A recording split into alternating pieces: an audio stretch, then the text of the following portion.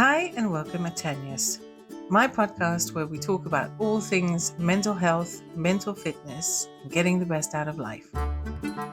Today's guest is Sarah Manley, Introvert Coach, consultant, and author. I will be chatting to Sarah about her new book, Quiet Catalyst, which is available from the 21st of May. Welcome, Sarah. Hi, thank you for having me. Really excited to get to have this conversation with you. Yeah, me too. I just read, you posted on LinkedIn this morning this test of Sarah Kane, the introvert quiz. And I took it, and I mean, if it's anything to go by, I am now officially an absolute introvert. I had 16 true and 4 false. Mostly true was being an introvert, right? Yeah. And what did you have? What was your score? Oh, I'm nearly 20. I'm a deep introvert. Welcome to the club, by the way. Thank you.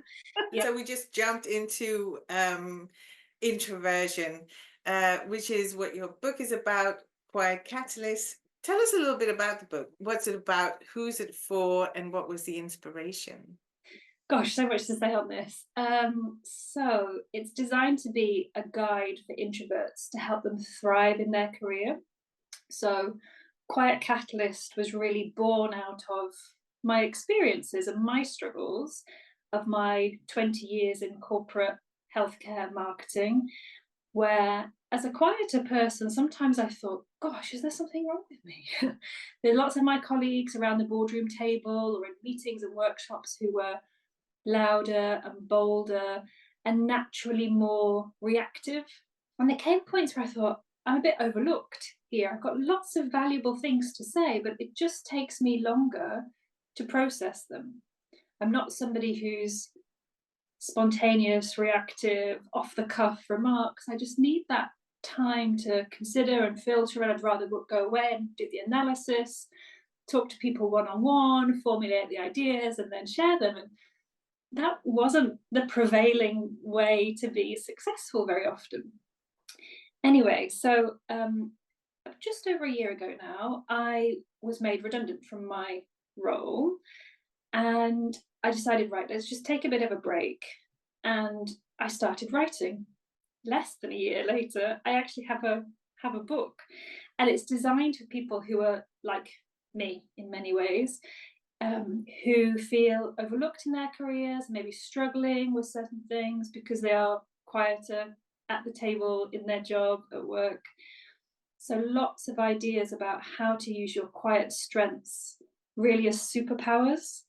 So things that you should be really proud of as a quiet introvert, but also realizing there are things that you're not necessarily naturally strong at, the networking, the presenting, all those sorts of things, and hints and tips about how to build muscles in those areas, how you can get strong in those. So yeah, it's really a exciting moment, I have to say, because it's kind of 20 years of experience written up in a year, and it's about to be launched. So I really hope that it lands and it resonates with people who, just like I was, kind of figuring out, trying to find your way, and then realizing, I can just be myself. I can just be my authentic self and really find ways to thrive in my career with heaps of energy, loads of happy experiences. Yeah, so that's really my dream. If it helps a few people to achieve that, that's really my dream. It's skill building as well, right? It's not just theory and thoughts, but also practical exercises for introverts, right? Exactly that. So the last thing I wanted to do was, it would be, here's how I've done it, you should do it the same way, because that's not authentic at all. That's not helpful to anybody.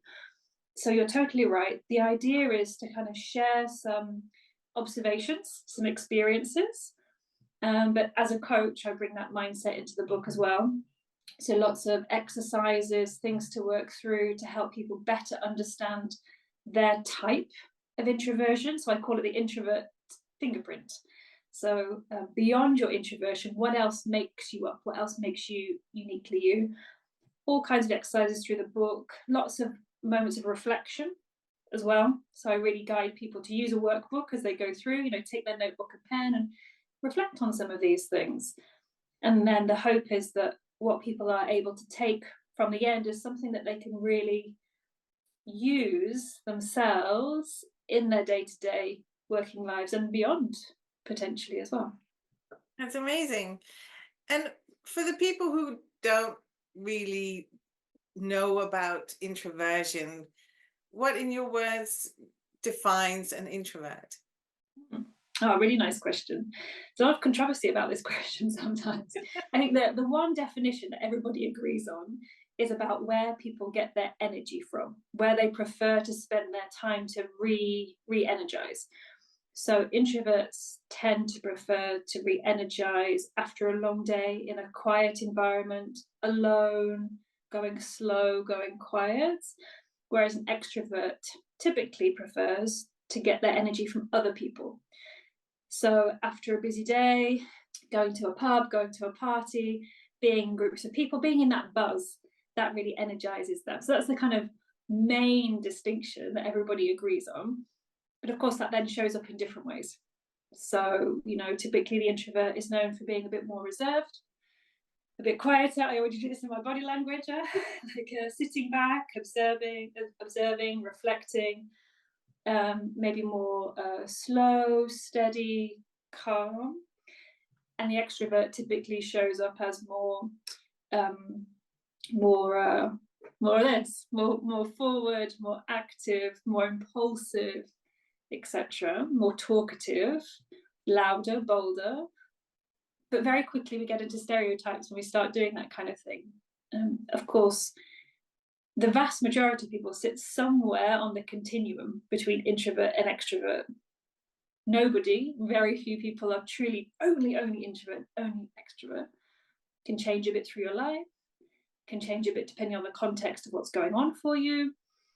So again, this is why I think it's so important that things like the quiz we were talking about this morning is a good starting point. Like, okay, I now start to understand some of my behaviors and how that shows up, but now what? What do you do with that? So it can help you in a way to understand yourself in a deeper way, help you to talk about it to others. So you have that mutual understanding of each other and how you can use it effectively in your working life as well. Yeah, because you talk about your unique introvert fingerprint.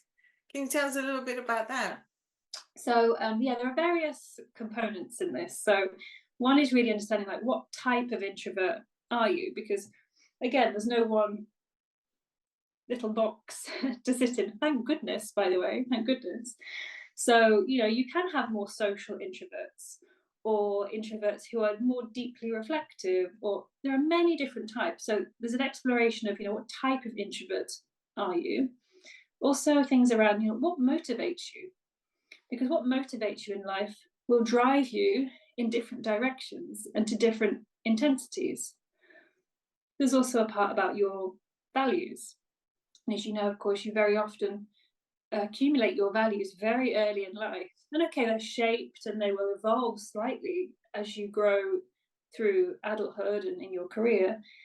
But those early values really set as a bit of a bedrock of who we are. So this kind of layering of these different elements of who you are help to shape that fingerprint. And there's a number of exercises on these topics and on others in the book that help an individual to see, I'm not just the label of introverts. Because of course there are lots of myths about that as well. It's like, well, therefore you're quiet, you have nothing to say, you're boring, you don't like a party, all these sorts of things. And this label is a starting point, but isn't always very helpful and can really restrict us. So the point of the fingerprint is to explore beyond that in some of these areas that I mentioned with different exercises to see that you are much richer, much more much richer in terms of those different elements that make you a whole person. And that really describes then how you show up and what it is that you bring to your career and bring to your friends and family. Right. You were talking about values and that what our values are created early on. But what I have found also is that the more I accept the fact that I'm an introvert and everything that entails, the more clearer my values have become. Have you found that as well? Oh, that's really interesting, actually. As you say, like I think there are always those core values, as you said. I think some of those are also cultural values that probably if I grew up in a completely different place may have been altered.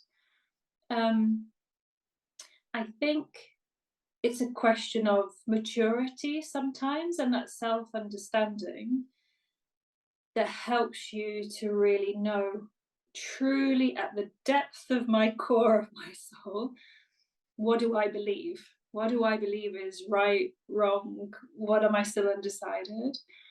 And I think through my coach training, actually, there were some big aha moments in that. And that's something I wasn't really prepared for. That as I was training as a coach, which I started years and years ago in my corporate life, but kind of formalized more recently, um, I wasn't prepared for how much I would learn about myself.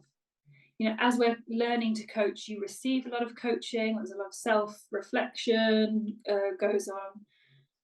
And so, yeah, I think you're right. I think you're right. Some of the things that I thought were true about my worldview or thought were true about myself, and they're like, actually, that's not quite right. It wasn't necessarily entirely wrong, but maybe the lens shifted a bit or the perspective shifted a bit. So it's become a bit clearer in my mind.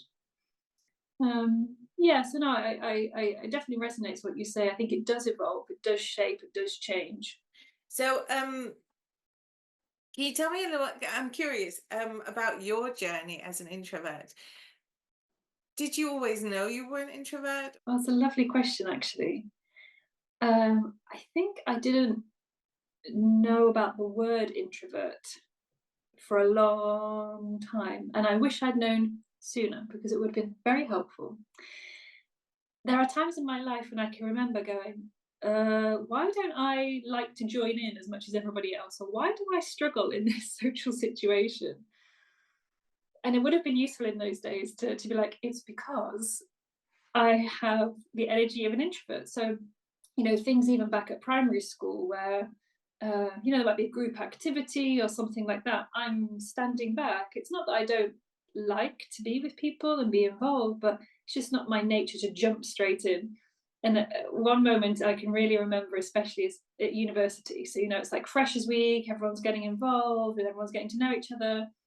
And I remember we'd all congregated somewhere in somebody's room or like one of the communal spaces, and all the conversations happening around me, and I'm like sitting on the floor in the corner going, I don't know how to, like, there's just too many people, too much going on. Like, oh God, like, am I a bit sad? Like, am I a bit of a loser or what? And then, on reflection, later on, you realize there are lots of other people in the room just like that. Probably half, right? So the stats are like between a third and a half of people are probably introvert. But you only hear the loud ones. You only hear the loud ones. So you assume everybody else can do it. And you're the odd one out. And later on, you realize that wasn't the case. So I think, as I started in work and so on, I would spend a lot of energy and a lot of time being more forward, being more bold. I was never bold, but being slightly more bold for me. And a lot of energy went into that. And, at times that was pretty exhausting, actually. So I'd go home of an evening and just be like, I've got no energy to do anything. Um, and it probably was that Susan Cain book that we talked about at the beginning, Quiet. It was given to me as a Christmas present. I must have had it in Christmas 2016, I reckon, from a couple of work colleagues. And that really was like the moment. And I remember getting to the end of that book and having a good cry of finally I get it. Finally I get it. At that moment, I'd just moved to Amsterdam just a few months before, taken on a new team, like my first big global role. And a lot of big extrovert characters as peers, as leaders. And I felt like a fish out of water, square peg, round hole, whatever, metaphor you want to use. And that book was really like a ultimate gift. It was just the right thing at the right time.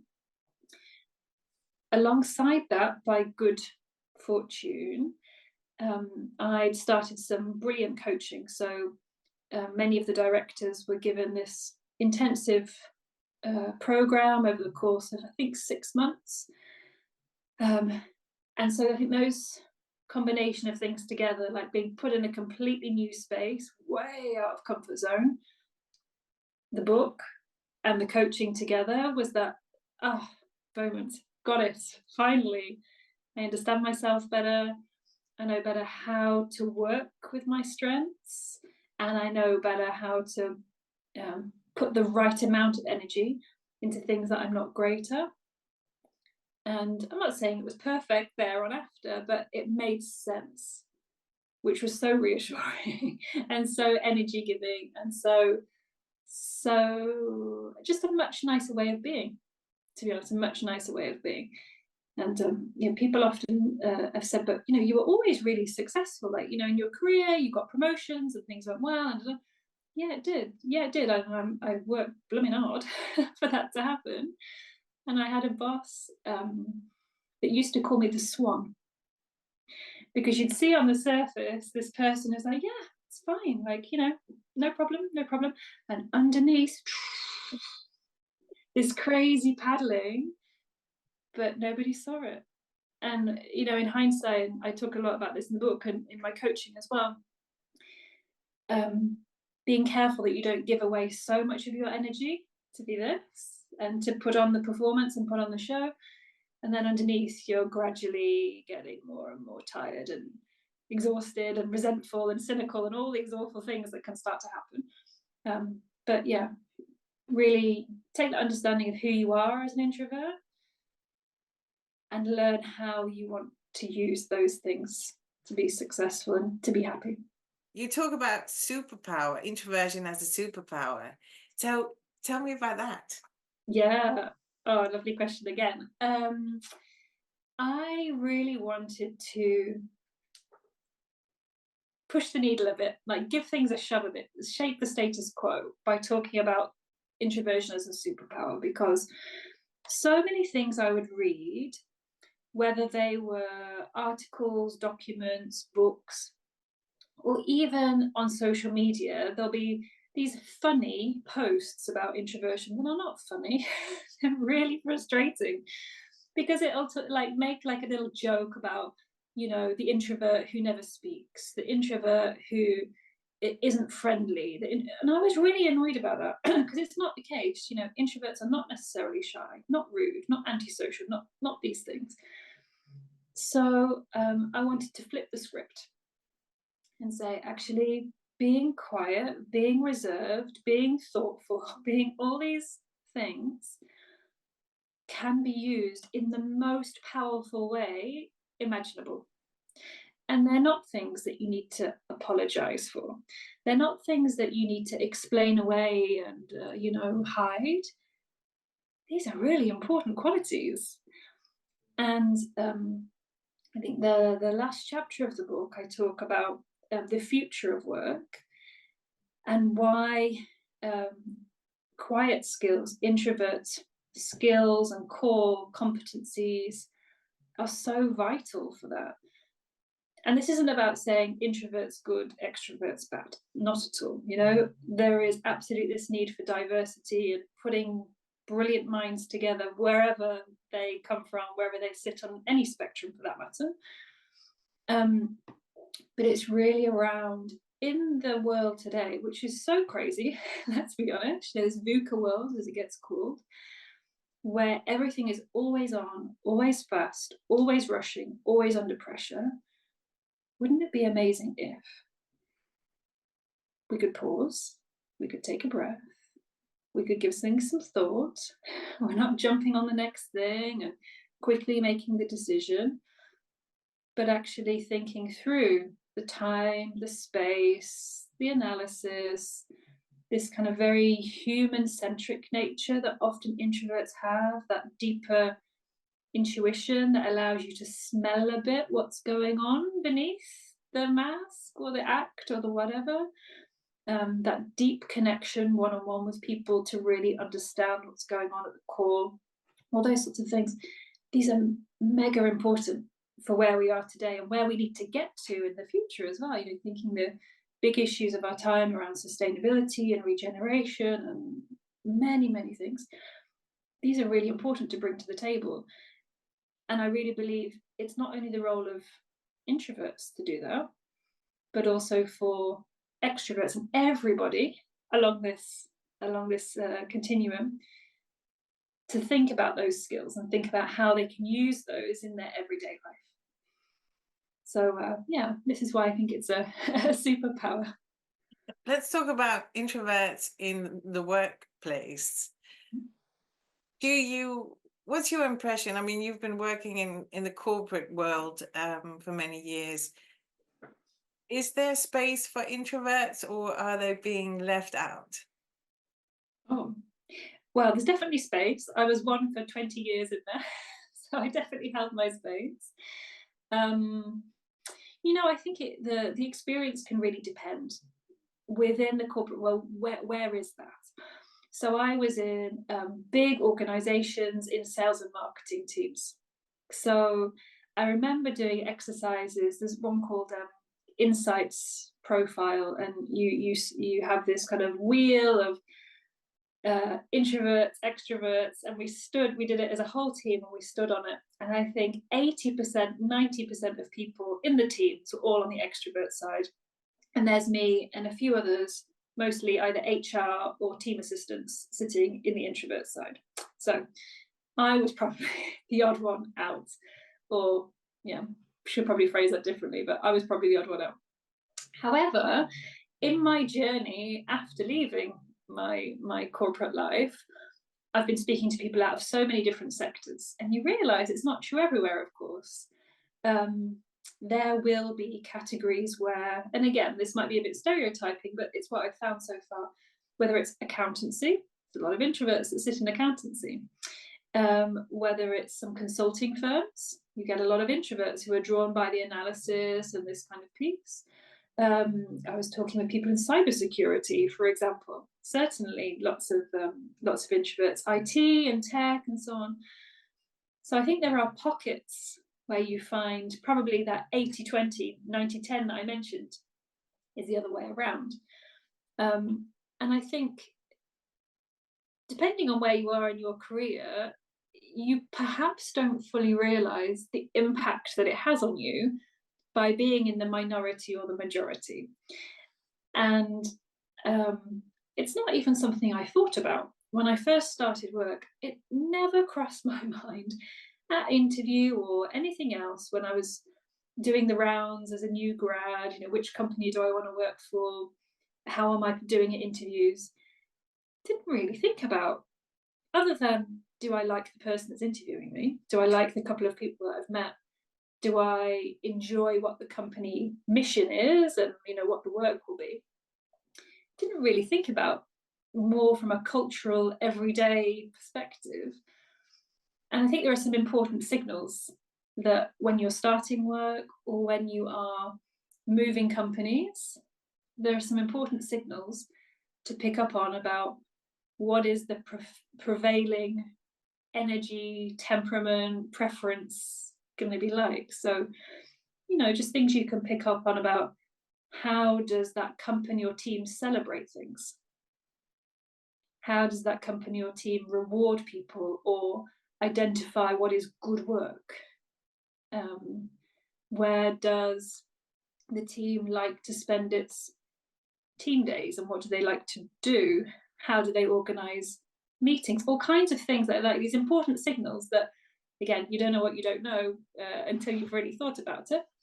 But so I think definitely, to answer your question, absolutely there is space for introverts, but it's also about knowing, where are you as a unique person, a unique introvert, going to find your right place where you can use your skills and so on to there optimum and not be always pushing against the tide, because that can be pretty hard.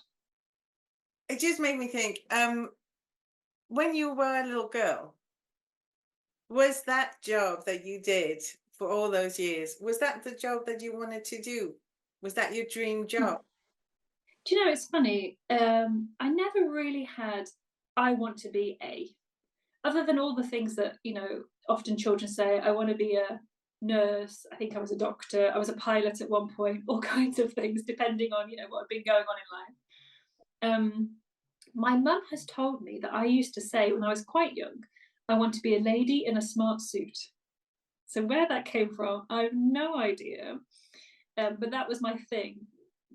What sector and what kind of role it was. I don't think there was ever any kind of intention behind that.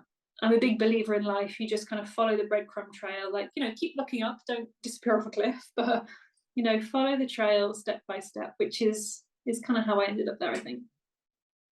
Do you have an example of an introvert leader?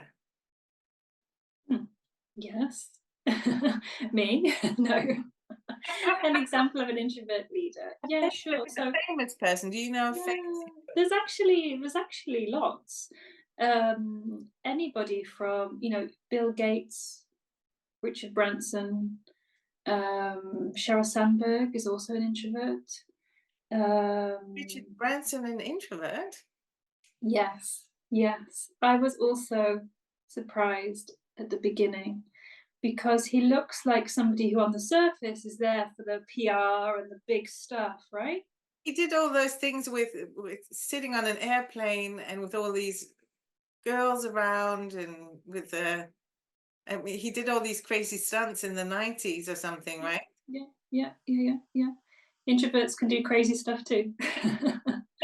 Remember, it's about um, this goes back a bit to the fingerprint. What is motivating you? What is your idea of success? And I think when you're clear on what it is you want to achieve, you can do all kinds of things. You then need to go back and recover. And I often use this analogy of the yo-yo, right? So, you'll go out and do these crazy things, but then you need to retreat back in and like, oh, rest, rest, rest, rest. And actually, when you hear Richard Branson in interviews, and you hear him, speaking about himself, his way of working, his way of operating. Super smart guy, but you also start to observe, yeah, you can see the introvert nature. So things like um, being somebody who thinks a lot before you speak. He's not this crazy, impulsive, jumping about kind of guy. You see bits of that sometimes because, of course, he gets excited like everybody else. And there's a PR team behind him giving him a good shove. But at the end of the day, just like us, he's somebody who needs to calm down, settle down, take a breath. Let's not forget the guy lives on an island that he owns himself. That could be the ultimate clue, right? I never thought of that before. That's it. But yeah, yeah. So it's surprising sometimes, these big leaders. Um, oh gosh, the name just got out of my head. The really famous guy from Apple who sadly passed away. Steve Jobs. Steve Jobs, thank you. Don't know where his name went from my head. Also an introvert. And you just think, this guy who was so impactful on the stage. We've all watched the Apple presentations as he's talking with his black, typical black jumper and stuff. Huge introvert. So lots and lots of examples of people who are quietly, authentically themselves, go out there, do some big stuff, big presentations, big PR events, like you're saying, but find a way to balance their energy, grow and build that confidence and self-belief so they can operate at their best. What is the most important thing that you want people to take away from the book? Oh, two things. I'm going to cheat. Two things. One is, and this is a phrase that's been with me for years now, which is, it's okay to be an introvert. It's okay to be you. It's a massive thing for me. And the second thing is, you can really succeed in your career if you do it authentically. So this is not about pretending to be something you're not. It's about doing it your way, authentically your way, and you will thrive and you'll shine and you'll do amazing things. So those are my 2 things. Sarah, thank you so much. And good luck with the book. I'm sure it's going to be great. It sounds amazing and perfect for us introverts. I can't wait to read it. And of course, at the end of this, I will post something, a link or something where people can get it. Amazing. Thank you. Thank you. Really enjoyed the conversation, and look forward to seeing what people think about the book. Thanks again. Quiet Catalyst is available from the 21st of May. Go to thequietcatalyst.com to get your copy. If you wish to stay updated on my podcast, please follow or subscribe wherever you listen. Music is by Kevin MacLeod, incompetech.com. I am Tanya. Thank you for listening.